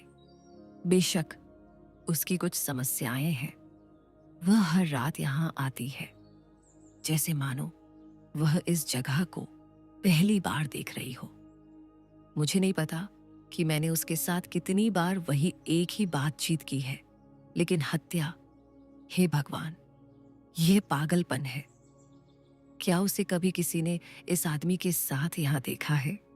हैलिडे ने टेड कॉल की तस्वीर दिखाते हुए पूछा। हाँ, लिव कुछ दिन पहले उसके साथ यहां थी। अच्छा लड़का है, ब्रिटिश है। हमने काफी देर तक बात की। किस बारे में? ओह, लिव के बारे में। और उसके साथ क्या हुआ? वह चिंतित था कि लोग उसकी समस्याओं की वजह से उसका फायदा उठा सकते हैं, उसका इस्तेमाल कर सकते हैं या उसे जाल में फंसा सकते हैं। उसने कहा कि यह बच्चे से कैंडी छीनने जैसा है। उसने ग्राहक के लिए एक गिलास में व्हिस्की और नींबू का रस डाला। वह आखिरी बार यहां कब थी? हैलिडे ने लवेल को इशारा करते हुए पूछा। वह कुछ मिनट पहले ही गई है, बारटेंडर ने कहा। उसे क्लॉस्ट्रोफोबिया का दौरा पड़ा था और उसने मुझे उसे पिछले रास्ते से बाहर निकालने के लिए कहा। तो वह चली गई? हैलिडे ने लवेल की तरफ अविश्वास से देखा, जो उसके पास आकर खड़ा हो गया था। हाँ, बारटेंडर ने पुष्टि की। कोई अंदाजा है कि वह कहाँ जा सकती है? हैलिडे ने पूछा। हो सकता है वह अपने अपार्टमेंट वापस चली गई हो। वह यहीं पास में रहती है। क्या आपको पता है कहाँ? उसने जवाब में अपने कंधे उचकाए। सड़क के उस पार एक शराब की दुकान है। लिव वहां नियमित रूप से जाती है। कभी कभी कुरियर उसे घर छोड़ देता है। जब वह रास्ता भटक जाती है, उन्हें पता हो सकता है कि उसे कहाँ ढूंढा जाए। लविल ने बारटेंडर को अपना कार्ड दिया। अगर आपको कुछ और याद आए तो हमें कॉल करें। हैलिडे और वह जाने के लिए मुड़ गए। रुको, बारटेंडर चिल्लाया। वह अपने पर्स में कुछ ढूंढ रहा था। एक पल में उसने एक विजिटिंग कार्ड निकाला और गर्व के साथ उसे हैलिडे को सौंप दिया। लिव के दोस्त टेड ने मुझे यह दिया था, उसने कहा। वह उसे ढूंढने में आपकी मदद करेगा। शुक्रिया, हैलिडे ने कहा। कल्चर पत्रिका के चमकदार विजिटिंग कार्ड पर टेड कॉल का नाम और संपर्क नंबर देखते हुए दुर्भाग्य से यह हमारे ज्यादा काम नहीं आएगा। क्यों नहीं? बारटेंडर ने काउंटर से दाग पोंछते हुए पूछा। क्योंकि टेड वही है जिसकी कल रात हत्या कर दी गई थी। लिव रीड्स को उसकी हत्या के लिए ही ढूंढा जा रहा है। अध्याय 56 बुधवार 22:15। मैं दरवाजे के फ्रेम में और अंदर आ जाती हूँ जब पुलिस की हॉटलाइन पर मेरे कॉल का जवाब मिलता है। मैं लिव रीड्स के बारे में जानकारी देने के लिए फोन कर रही हूँ। मैं घबराते हुए फुसफुसाती हूँ। जारी रखें। आपके पास क्या जानकारी है? एक आदमी पूछता है। मुझे पता है कि वह कहाँ है। आपको कैसे पता कि वह कहाँ है? उसके संदेहास्पद लहजे से लगता है कि उसे लग रहा है कि मैं कोई फोन करने वाली शरारती हूं। क्योंकि मैं लिव रीज हूं, एक सन्नाटा छा जाता है जिसके दौरान वह मेरा बयान पचा रहा होता है। मैं आपको ट्रांसफर करूंगा, लाइन पर बने रहें। कुछ सेकंड के लिए संगीत बजता है। यह बजना बंद हो जाता है जब फोन की दूसरी तरफ एक महिला की आवाज सुनाई देती है। ये डिटेक्टिव हैलिडे है। पृष्ठभूमि में शोर के कारण उसे सुनना मुश्किल हो रहा है। मेरा नाम लिव रीड्स है। मुझे लगता है कि आप मुझे तलाश रहे हैं, लिव। एक अर्थपूर्ण ठहराव के बाद वह कहती है। हम आपके लिए बहुत चिंतित थे। उसकी आवाज ऐसी है मानो उसे सच में परवाह हो। मेरी आंखों में आंसू भर आते हैं। क्या आप ठीक हैं? मुझे पक्का नहीं पता। मुझे कुछ याद नहीं। बहुत कुछ है। सब कुछ बहुत उलझा हुआ है। आपको बहुत अकेला महसूस हो रहा होगा। हाँ, मेरे होंठ ठंड से ज्यादा भावनाओं के कारण कांप रहे हैं। मैंने टीवी पर देखा था कि पुलिस मुझे ढूंढ रही है। क्यों? फोन पर समझाना मुश्किल है। बेहतर होगा अगर हम व्यक्तिगत रूप से बात करें। मैं कोरियन रेस्तरां के दरवाजे के फ्रेम से नॉकटर्नल के प्रवेश द्वार को स्पष्ट रूप से देख सकती हूँ। पुलिस की गाड़ियों के पास, पुलिस कर्मियों की भीड़ के बीच एक छरहरी महिला खड़ी है जिसके कंधे तक बाल हैं और वह फोन पर बात कर रही है। वह गहरे रंग का सूट और फिरोजी शर्ट पहने हुए है। मुझे यकीन है कि यह डिटेक्टिव हैलिडे है। आप कहाँ हैं, लिव? मैं नॉकटर्नल नामक बार के बगल में हूं, मैं कहती हूं, सावधानीपूर्वक फोन लिए उस महिला की प्रतिक्रिया देख रही हूं ताकि मुझे अपने संदेहों का यकीन हो सके। महिला अपने कंधे पर गहरे भूरे रंग के सूट वाले आदमी को थपथपाती है और उसे इशारा करती है। कुछ सेकंड के भीतर हलचल शुरू हो जाती है। घबराहट में मैं कोरियन रेस्तरां में चली जाती हूँ और बांस के पार्टीशन के पीछे छिपकर इंतजार करती हूँ। ऐसा दिखावा कर रही हूँ जैसे मैं टेकअवे मेनू देख रही हूँ। मुझे डर से मतली आ रही है। मुझे फोन काटना चाहिए, लेकिन मैं लाइन पर बनी रहती हूँ। आज यहाँ बहुत पुलिस है, मैं कहती हूँ। वे आपको ढूंढ रहे हैं, लिव। मुझे बताओ आप कहाँ हैं, मैं आपके पास आऊंगी। डिटेक्टिव हैलिडे कहती है। हम बात करेंगे, सिर्फ हम दोनों। मुझे सोचने की जरूरत है। मैं फोन काटने ही वाली होती हूँ कि वह जल्दी से चिल्लाती है। लिव, मेरा पर्सनल फोन नंबर लिखो, मुझे सीधे कॉल करना। वह एक मोबाइल नंबर बोलती है। मैं उसे टेकअवे मेनू के ऊपरी हिस्से पर लिखती हूँ और अपनी जीन्स की जेब में डाल लेती हूँ। लिव, क्या तुम अभी भी वहां हो? मुझे लगता है कि वह मुझे लाइन पर बनाए रखने की कोशिश कर रही है। बांस के पार्टीशन के छिद्रों से मैं पुलिस को सड़क पर मुझे ढूंढते हुए भागते देख रही हूं। मैं फोन काट देती हूं बिना कुछ कहे। रसोई के खुले दरवाजों से सामने वाले काउंटर के पीछे से एक वेट्रेस निकलती है जहां मैं खड़ी हूं। क्या आप टेकअवे ऑर्डर करना चाहती है? वह पूछती है। नहीं, मैं यही खाना चाहती हूँ। वेट्रेस मुझे खाली मेजों की एक पंक्ति की ओर ले जाती है।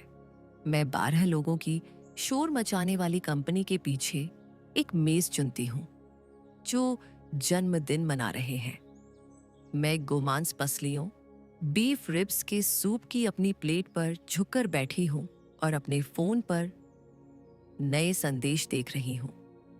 मैं अपनी वॉइस मेल और टेक्स्ट संदेश पर विशेष ध्यान दे रही हूँ जिसे टेड ने मेरे लिए भेजा है, और साथ में एक फोटो भी जिसमें बिंदुओं से बनी लिली का स्केच है।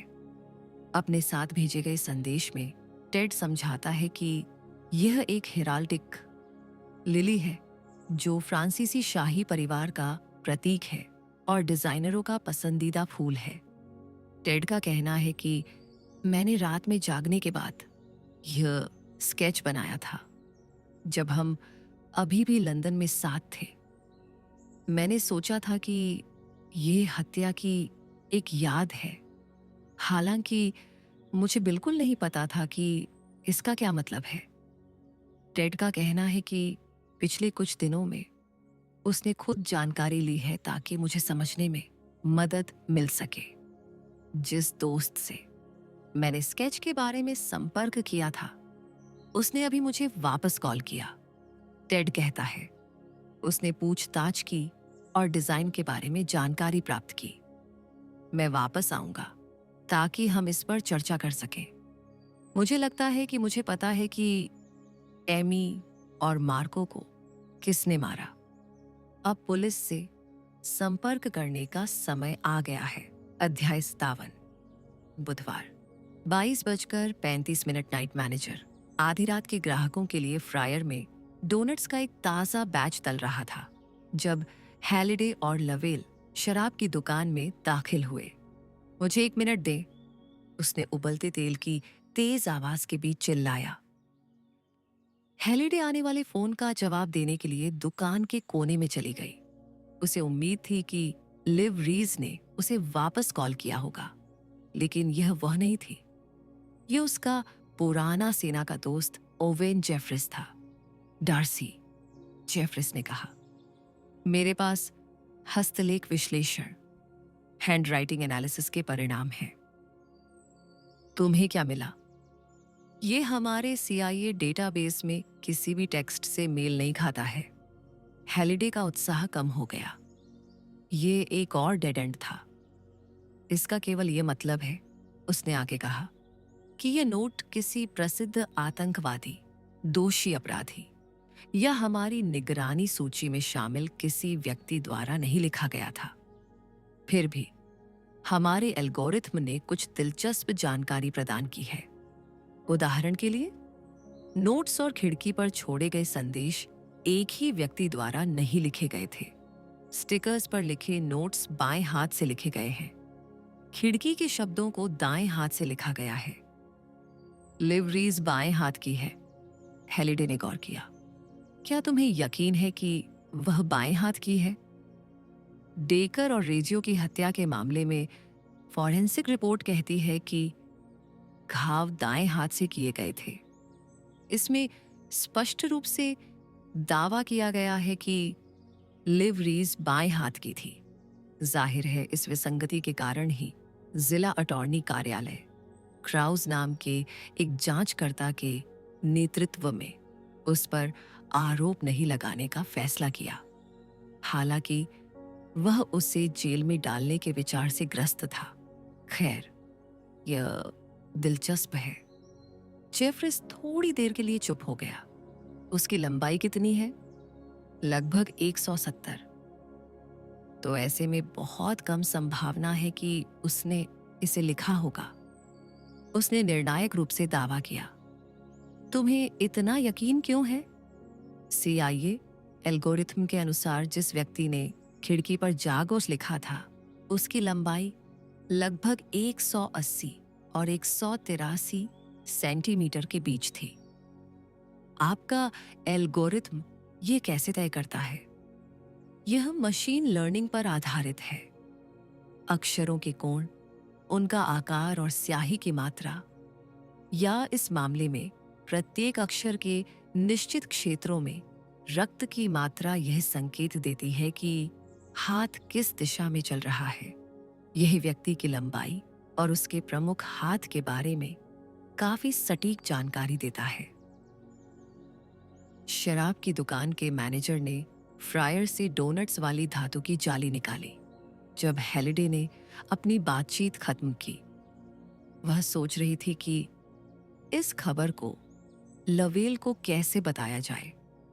कथित हत्या का हथियार, जिसे उसने लिवरीज के पुराने अपार्टमेंट के पास कूड़ेदान में ढूंढा था, उसे यकीन दिला चुका था कि लिवरीज ने टेड कॉल की हत्या की थी। जेफरिस के कॉल ने इस थ्योरी को पलट कर रख दिया था। इंतजार के लिए माफी, मैनेजर ने कहा। लवेल ने उसे अपना डिटेक्टिव बैज दिखाया और हेलिडे का परिचय दिया, जो उसके पीछे काउंटर पर आकर खड़ी हो गई थी। हमें क्लाइंट का पता चाहिए, उसका नाम लिवरीज है, उसने अपने फोन पर उसकी कुछ तस्वीरें दिखाते हुए कहा।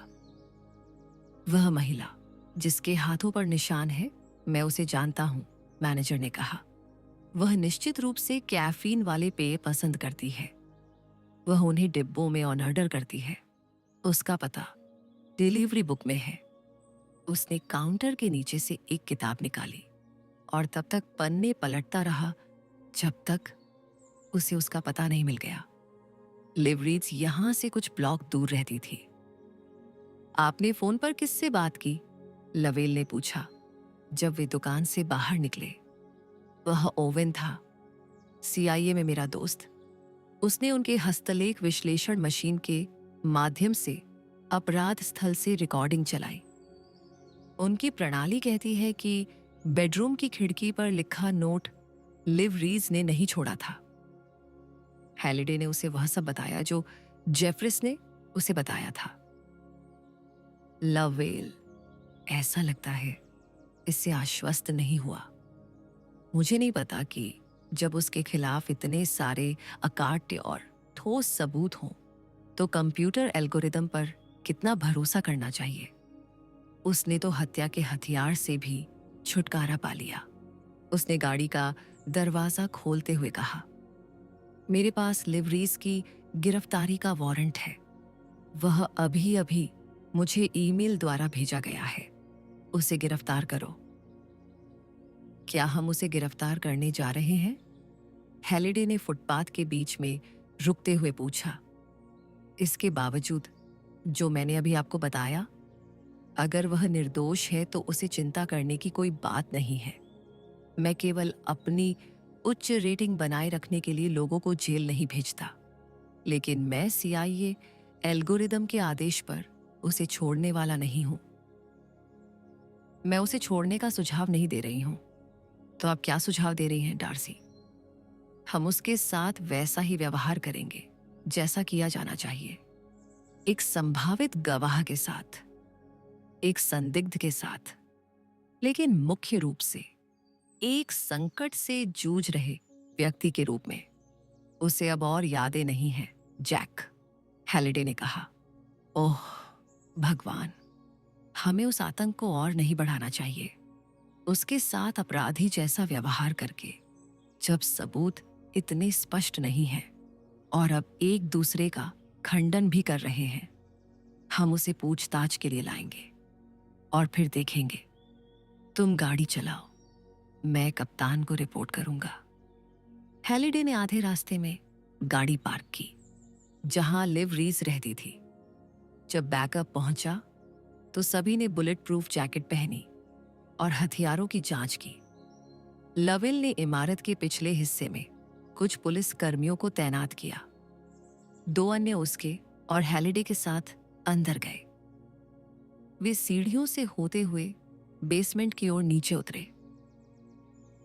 लिवरीज का अपार्टमेंट गलियारे के अंत में था। हेलिडे और लवेल ने अपना हथियार निकाला। उनकी नली जमीन की ओर थी और वे प्रवेश द्वार के किनारों पर खड़े हो गए। पुलिस, दरवाजा खोलो, लवेल ने दरवाजे पर दस्तक दी। वे दीवार से पीठ सटाकर खड़े हो गए। और इंतजार किया। इस बात की कोई जानकारी नहीं थी कि लिव रीज के पास पिस्तौल है या नहीं, लेकिन गिरफ्तारी का अभियान कानून के अनुसार किया जाएगा। उसने पहली दस्तक का जवाब नहीं दिया। लविल ने फिर से दस्तक दी। जवाब अभी भी नहीं आया।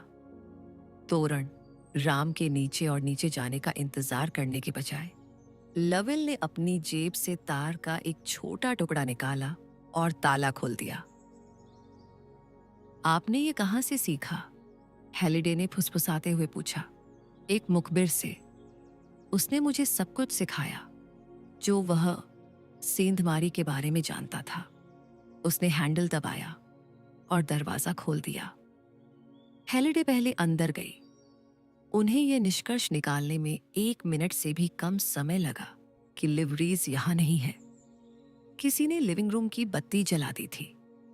एक नंगा बल्ब जो नीची छत से लटका हुआ था, कमरे को ठीक से रोशन करने के लिए बहुत कमजोर था। यह इसलिए है क्योंकि सभी दीवारें काले रंग से रंगी हुई हैं, हेलिडे ने अपने सहयोगियों के आश्चर्य को भांपते हुए कहा। तीखी गंध ने संकेत दिया कि दीवारें हाल ही में रंगी गई थीं। वह फर्श पर पड़ी काले रंग की खाली बाल्टी के ऊपर से गुजरी। दीवारों को काले रंग से क्यों रंगना? लवेल ने फर्श पर पड़े कागज के एक टुकड़े को उठाते हुए कहा। यह मार्को रेजियो की तस्वीर थी।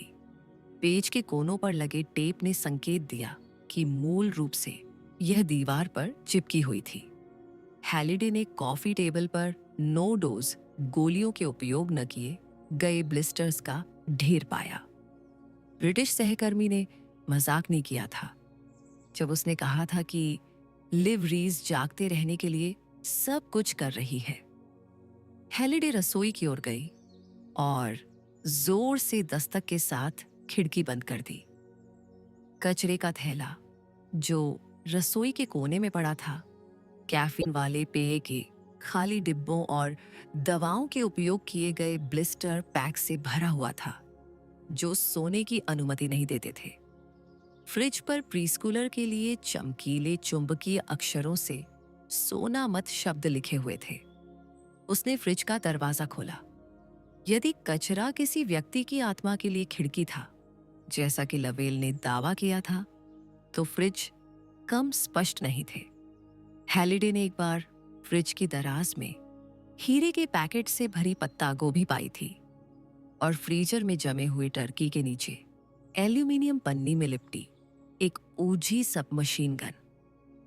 उसने इस फ्रिज की सामग्री को देखकर आश्चर्य से सीटी बजाई। जैक, इसे देखो। फ्रिज में खाना नहीं था। इसमें बिना खुले कैफीन वाले पेय और एस्प्रेसो के डिब्बे वाली अलमारियां थीं।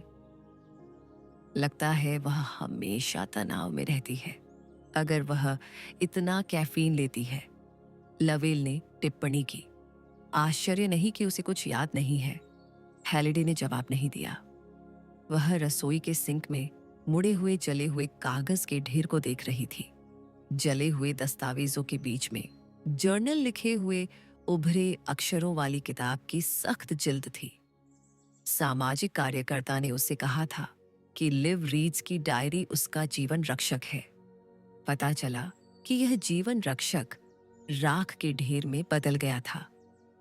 मैं फॉरेंसिक टीम को बुलाऊंगा कि वे आएं और जांच करें, लवेल ने कहा। जैसे ही वे ठीक से निरीक्षण कर पाए, सब ठीक है।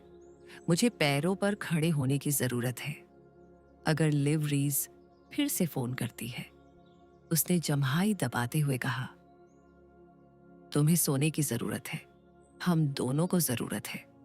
जैसे ही फॉरेंसिक टीम आएगी, मैं घर चला जाऊंगा। फोन ऑन रखें। मुझे लगता है बिना यादों के वह दूर नहीं जाएगी। वह नहीं कर पाएगी। पूरी न्यूयॉर्क पुलिस उसे ढूंढ रही है। बस और ट्रेन स्टेशनों के पास पेट्रोलिंग कारों को सतर्क रहने का आदेश दिया गया था। अगर लिव रीज शहर छोड़ने की कोशिश करती है, साथ ही एक कार उसके पिछले अपार्टमेंट की रक्षा कर रही थी और दूसरी कल्चर कार्यालय की इमारत के पास थी। हम उसके फोन के सिग्नल को ट्रैक करने के वारंट का इंतजार कर रहे हैं, जिस पर सुबह जज के हस्ताक्षर होंगे। जैसे ही हमें वह मिल जाएगा, उसे ढूंढना आसान होगा। और अब तुम घर जाओ और थोड़ा सो जाओ, डार्सी। असल में कार ले लो। लवेल ने हैलिडे को चाबियां फेंक दी। मैं टैक्सी से घर चला जाऊंगा। दोस्तों, आज के लिए बस इतना ही। जुड़े रहिए गोल्ड ऑडियो बुक्स के साथ। मिलते हैं अगले भाग में। नमस्कार।